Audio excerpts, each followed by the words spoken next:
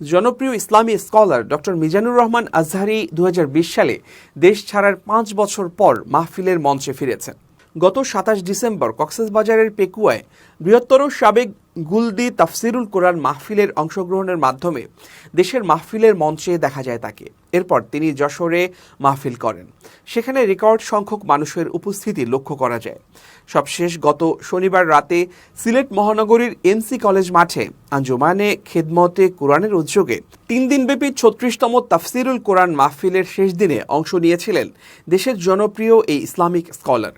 সেখানে শ্রোতাদের কথাবার্তা ও বিশৃঙ্খল আচরণ বন্ধ না হওয়ায় শিডিউল অনুযায়ী 2 ঘন্টার বক্তব্য না রেখে 1 ঘন্টা 25 মিনিট শেষ করে মোনাজাত ধরেন তিনি। এরপর থেকে সামাজিক যোগাযোগ মাধ্যম ফেসবুকে মাহফিলের তুমি আমি শব্দচয়ন নিয়ে অনেক নেটিজেনরা সমালোচনা করেন। এ নিয়ে তিনি সোমবার সকালে তার ভেরিফাইড ফেসবুকে একটি পোস্ট করেছেন।